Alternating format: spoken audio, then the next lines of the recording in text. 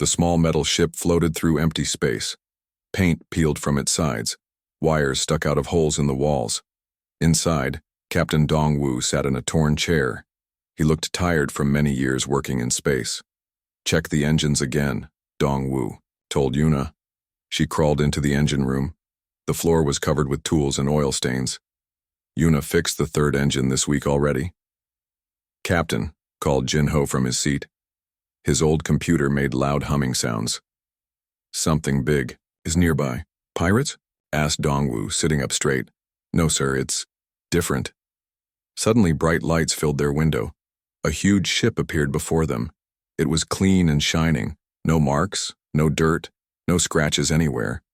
The alien ship looked like new art, while theirs looked like old junk.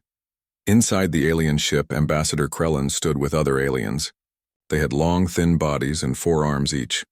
Screens showed the human ship from every angle. "Look," Krellin pointed. "They still use metal parts, actual welding. I can see the joints." The other aliens laughed.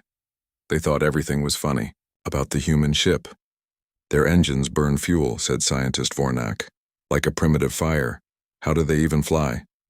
"Captain," said Bora the engineer. She ran in from the back. "Their ship is scanning us. My tools are behaving strange." Back in the alien control room, another alien pointed at the screen. "Is that tape?" Michan looked closer. "They're using sticky tape to hold things together." "Primitive tape," Krellin smiled. "On a spaceship. How do they survive?" The aliens watched everything through their advanced tools. They could see through walls. They could read energy levels. Everything about human technology seemed backward to them. Jinho finally connected his radio to the alien signals. Static crackled through the speakers. Then, slowly, a translator made words from the alien sounds. "What is your purpose, metal ship?" Dongwu cleared his throat. "I am Captain Dongwu. We are collecting old satellites."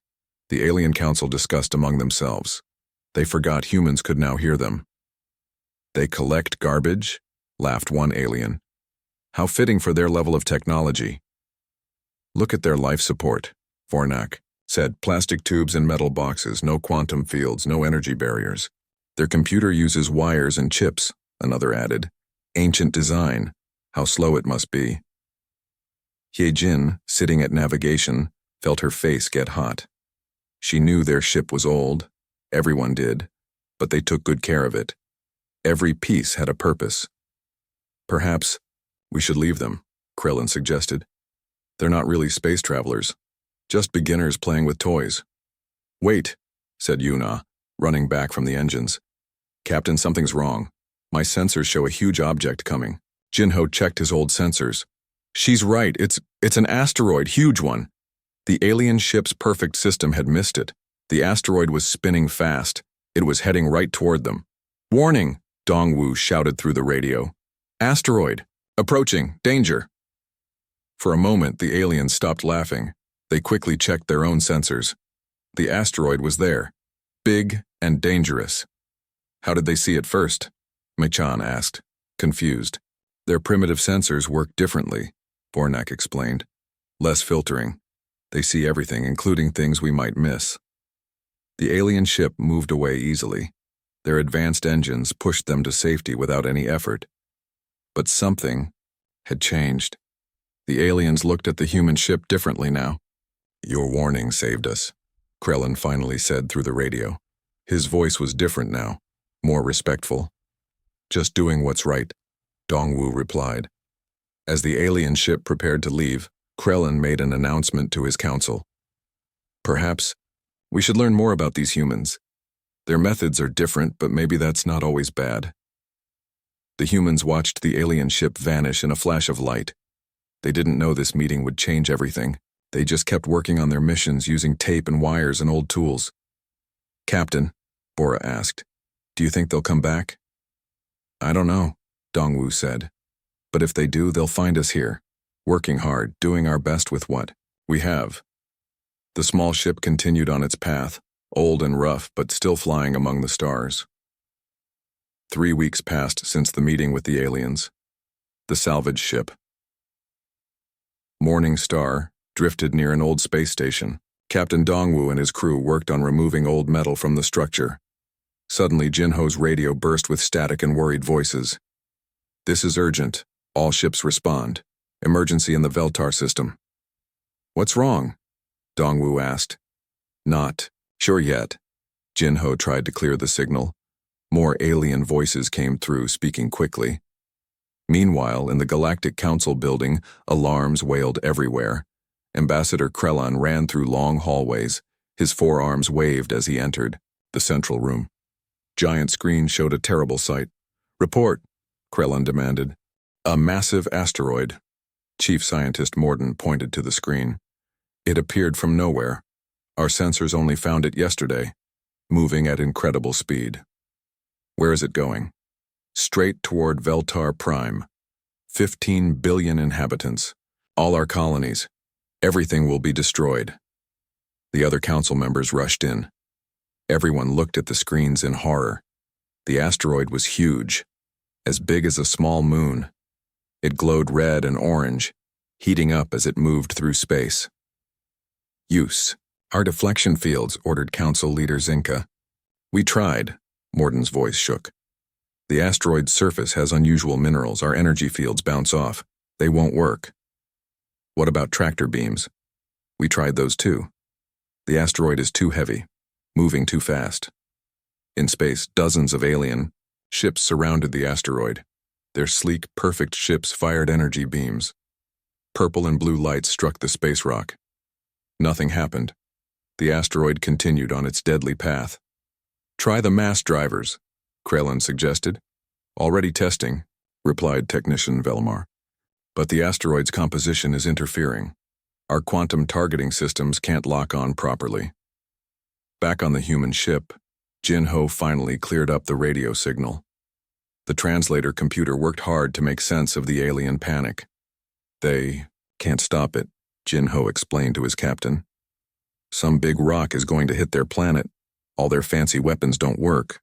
Dongwu stood up. "Plot a course to their location." "Captain?" Yuna looked surprised. "We can't help them. We don't have their technology." "Just do it," Dongwu ordered firmly. As Morning Star started its long journey toward the crisis, the situation got worse. The Galactic Council tried everything. Energy weapons failed. Gravity manipulation didn't work. Even their fastest ships couldn't push the asteroid off course. "Sir," Morden reported with despair in his voice, "at this rate, impact will occur in 187 standard hours. We're calculating total system destruction." "There must be something." Zinka slammed his fist on the table. His perfect alien skin showed stress patterns. Krellon remembered something. "Wait, those humans we met, the ones with the primitive ship." "The ones with tape?" Velmar scoffed. "What could they possibly do? They saved us from an asteroid before. They saw it when our sensors didn't." "This is different," Zinka shook his head. "This asteroid is thousands of times larger, a civilization killer." But Krellon had already activated the communication system. "Send emergency message to all frequencies.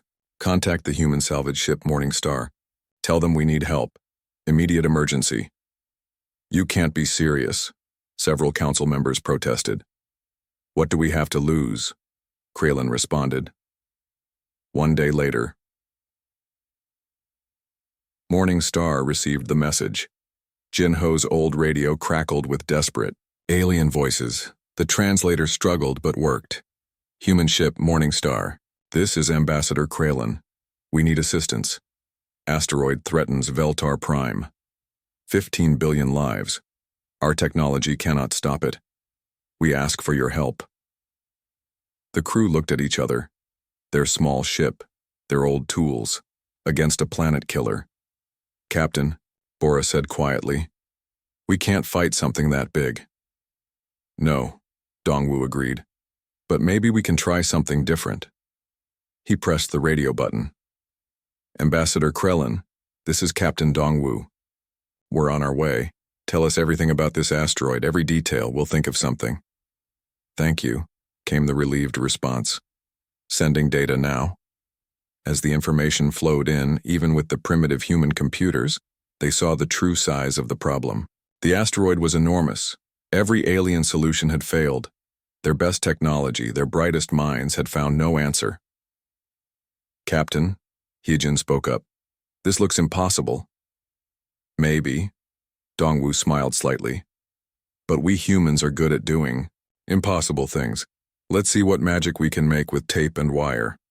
The small salvage ship accelerated toward the crisis, a tiny dot against the vastness of space. Behind them, the alien council watched with little hope but nowhere else to turn. The morning star arrived at the asteroid's location. Dongwu stared through the window at the massive rock. It was even bigger than he imagined. Red and orange, colors swirled across its surface as it moved. "Captain," Jinho reported, "the aliens say their best ships tried for 2 days. Nothing worked. The asteroid is made of metals they've never seen before." "Take us to their supply station," Dongwu ordered. "We need materials." 20 minutes later, the human crew floated through an alien warehouse. Massive robot arms moved containers automatically. Everything was clean and organized.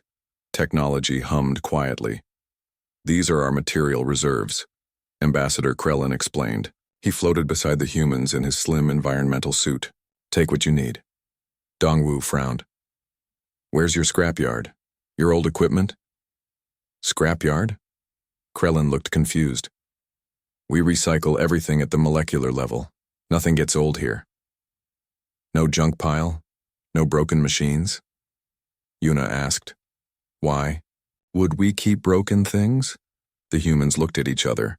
This was a problem. "Captain," Bora pointed toward a dark corner. "Look there." They threw away some containers, called them defective grade B equipment. The crew hurried to the corner. Metal sheets with slight dents, tubes with small scratches, wires that weren't perfectly straight. To the aliens, these were worthless. To humans, they were treasure. "We'll take these," Dongwu announced. "But they're defective," Krellin protested. "Imperfect materials." "Perfect isn't what we need," Dongwu smiled. Back aboard, Morning Star, the crew spread the materials across the floor. They also brought tools from their own ship: hammers, pliers, welding torch, and rolls of duct tape. "Here's my idea," Dongwu drew on a piece of paper. "We can't destroy the asteroid, but maybe we can redirect it." "The aliens tried that too," Jinho reminded him. "They used energy fields and fancy technology. We'll use something simpler. Physics. Newton's laws." Bora understood immediately. "Action and reaction." "Exactly. We need to build something that hits the asteroid from the right angle. Push it sideways. Even a small change in direction means it misses the planet." The crew began working. They cut metal sheets with hand tools. Sparks flew. Oil dripped. Yuna welded pieces together while Hyejin held them steady. Jinho rewired the ship's old circuits to create new functions. The alien technicians watching through their monitors were shocked. "They're building something without CAD programs?" Morden asked. "No precision tools," another technician added. "Just hammering and cutting. But how do they know the measurements?" "They're using a measuring tape. A string with marks on it." Velmar couldn't believe it. Hours passed. The human creation took shape. It looked nothing like clean alien technology. Instead, it resembled a large barrel with fins. Pipes protruded from different angles. Duct tape wrapped around everything like metallic bandages. "What is this machine?" Krellin asked when he visited the ship. "Kinetic impact device," Dongwu explained proudly. "We load it with these metal pieces, then we slam it into the asteroid at high speed. But the asteroid is moving. How will you hit the right spot?" "Manual targeting." Dongwu touched their old navigation computer. "Jinho will calculate our approach. Hyejin will fly us into position. I'll fire manually." "Manual?" Krellin repeated. "Your computer doesn't do it automatically?" "Too many variables. Human eyes and hands are better for this job."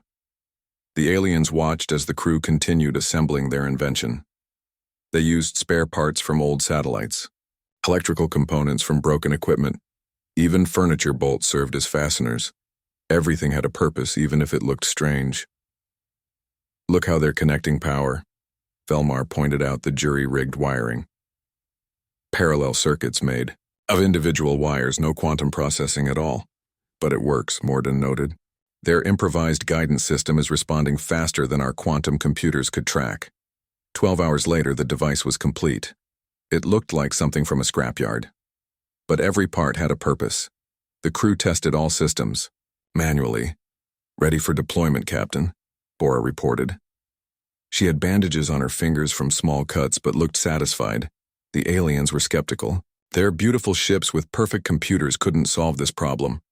How could this collection of spare parts work? Good luck, Krellin said simply. He wondered if saying goodbye would be more appropriate. As Morning Star headed toward the asteroid with their improvised weapon, Hyejin turned to Dongwu. Captain, think this will work? It has to, he replied. Sometimes the best solution isn't the fanciest one. Sometimes you just need determination and duct tape. The Morning Star moved closer to the massive asteroid. Red warning lights flashed on the dashboard. The ship shook from the asteroid's gravity pull. Distance 20,000 kilometers, Jinho reported. His hands moved across the keyboard, typing numbers into their old computer. Captain, Yuna called from the engine room. I'm getting vibrations. The hull is stressed. How long can we hold? Dongwu asked. Not long, maybe 10 minutes at this distance. The Galactic Council watched through their monitors. Their expensive recording equipment captured every moment. In the control room, dozens of aliens stood silently. They're too close, Morden said nervously.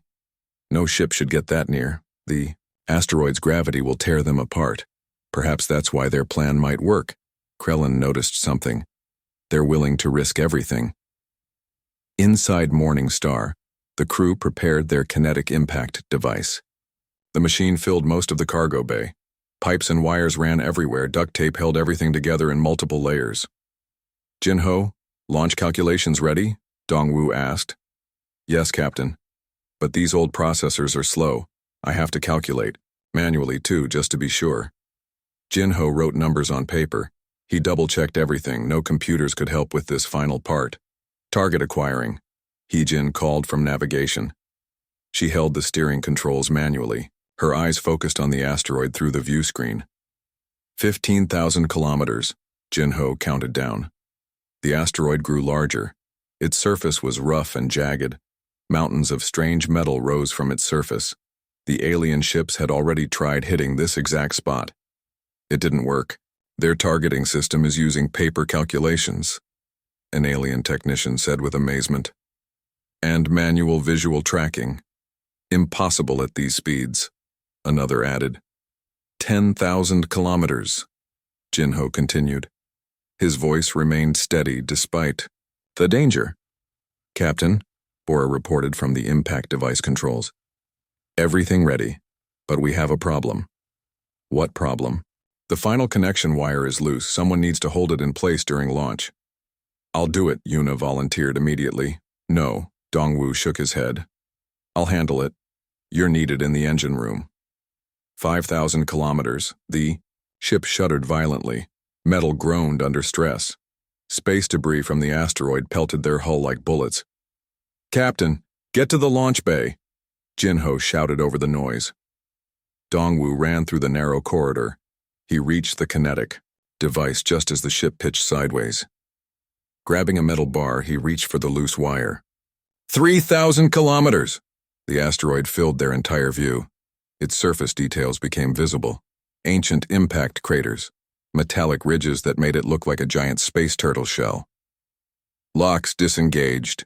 Device ready, Bora announced. Captain? Jinho asked through the radio. Ready on your mark. Dongwu held the wire tight. Electric current buzzed through it. Ready? 2,000 kilometers. Firing solution locked. Launch, Dongwu ordered. Magnetic coils activated. The kinetic device shot from the ship like a bullet from a gun. It accelerated rapidly, adding the ship's velocity to its own speed. The aliens watched as this crude device flew toward the asteroid. Its fins stabilized the flight path. Despite its ugly appearance, it moved with surprising accuracy. Impact in 20 seconds. Jinho counted. The device struck the asteroid's surface perfectly. Metal fragments exploded outward. But the device didn't stop there. The momentum carried it forward, creating a crater. Secondary explosions followed as the built-in charges detonated. Reading gravitational change, Haijin monitored the asteroid's path. For tense moments, nothing seemed to happen. The asteroid continued its deadly course.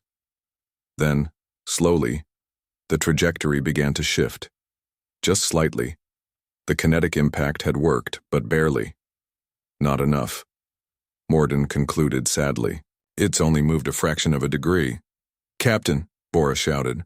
We still have scraps in the cargo bay and spare parts. What are you suggesting? Dongwu asked. Make another device, quickly. Hit it again.